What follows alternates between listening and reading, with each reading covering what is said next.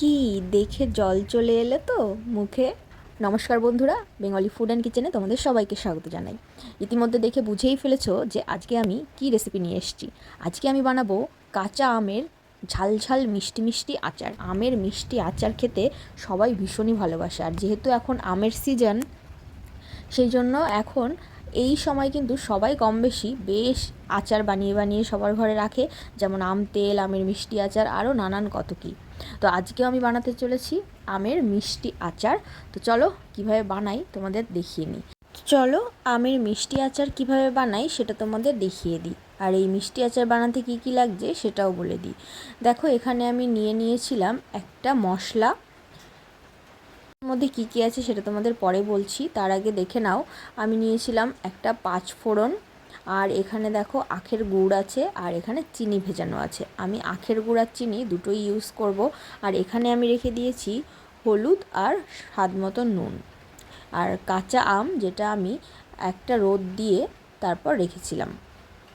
এই আমগুলো কিন্তু বেশ টক টক আম। আমি আমগুলোকে ভালো করে একদম ধুয়ে তারপরই কেটেছিলাম। কাটার পর একটা রোদই দিয়েছিলাম, কারণ আমি খুব বেশি রোদ দিয়ে আচার বানাই না। তো একটা রোদ দেওয়ার পর তারপর আমি এই আচারটা বানাচ্ছি। আর দেখো, কড়াইতে আমি সামান্য তেল গরম করে নিয়েছি, সর্ষের তেল। অবশ্যই আচারে কিন্তু সর্ষের তেলই ব্যবহার হয় সবসময়। আর এই সর্ষের তেল গরম করার পর আমি ফোড়ন দিয়ে নিয়েছি, পুরো গোটা 5 ফোড়ন। আর চাইলে তোমরা শুকনো লঙ্কা দিতে পারো গোটা, আমি এখানে দিইনি। আর তারপর এই যে শুকানো আমগুলো, সেগুলো আমি দিয়ে দিয়েছি। আর যেহেতু আমি একটা রোদ দিয়েছি, সেই জন্য দেখো আমগুলো কিন্তু একদম আস্ত আস্ত গোটা রয়েছে।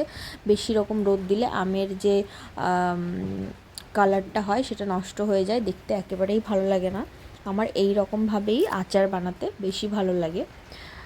তো আমগুলো দেওয়ার পর বেশ ভালো মতন আমি একটু নেড়ে নিচ্ছি। আর তারপর যে হলুদ আর নুনটা রেখেছিলাম সেটা আমি দিয়ে দিলাম। আর এই হলুদ দেওয়ার জন্য আমের কালারটা কিন্তু ভীষণই ভালো আসবে।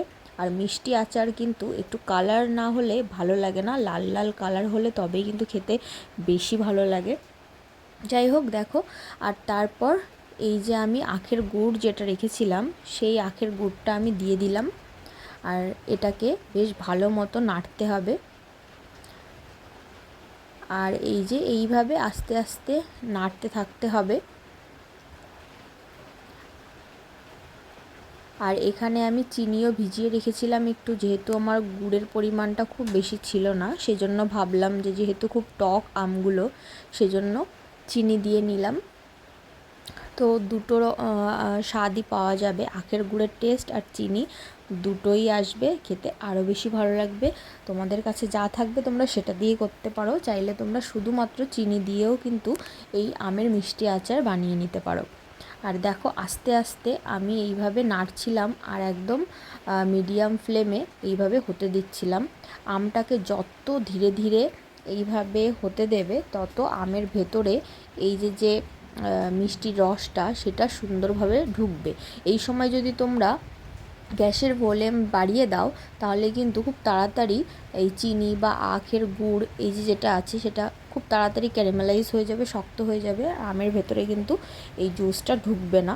তো আমটা যেহেতু টক, তাই আমের ভেতরে একেবারেই মিষ্টিটা পৌঁছাবে না। সেই জন্য ধীরে ধীরে এইভাবে আমি মাঝে মাঝে একটু নাড়ছিলাম আর এইভাবে হতে দিচ্ছিলাম।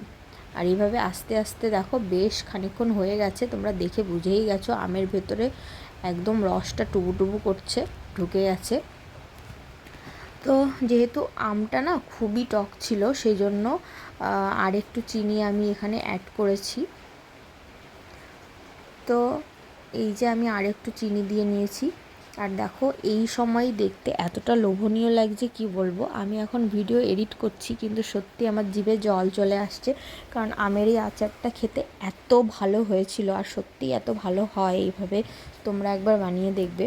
আর এই যে ভাজা মশলাটা, এটাই কিন্তু মেইন এই মিষ্টি আচারের ক্ষেত্রে। এই মশলাটার মধ্যে অনেক কিছুই আছে, যেমন গোটা ধনে, শুকনো লঙ্কা, সামান্য জিরে, 5 ফোড়ন আর মৌরি, এই সমস্ত কিছু একসাথে নিয়ে শুকনো খোলায় ভেজে তারপর এটাকে খুব ভালোভাবে গুঁড়ো করে নিয়েছিলাম। আর এই গুঁড়োটা কিন্তু খুব বেশি মিহিও করা যাবে না, একটু দানা দানা থাকলে বেশি ভালো লাগবে, মুখে একটু বাঁধবে। আর আমটা যখন প্রায় একদম হয়ে আসবে, চিনি বা এই গুড়ের রসটা যখন একদম খুব ভালোভাবে আমের মধ্যে ঢুকে যাবে, চিনিটাও যেরকম ক্যারামেলাইজ হয়ে যাবে, ঠিক সেই সময় এই গুঁড়ো মশলাটা দিয়ে দিতে হবে। আর তারপর খুব আলতোভাবে একদম নাড়তে হবে। আর এইভাবে নেড়ে কিছুক্ষণ রাখলেই হয়ে যাবে আমের মিষ্টি আচার। আর এটা কিন্তু শুধুমাত্র মিষ্টি আচার তা নয়, এটা কিন্তু কাঁচা আমের টক টক ঝাল ঝাল মিষ্টি মিষ্টি আচার। আর যেহেতু একটু ঝাল দেওয়া আছে সেই জন্য খেতে আরও বেশি ভালো লাগে। তো এইভাবে বাড়িতে একবার বানিয়ে দেখো, আশা করছি খুব ভালো লাগবে।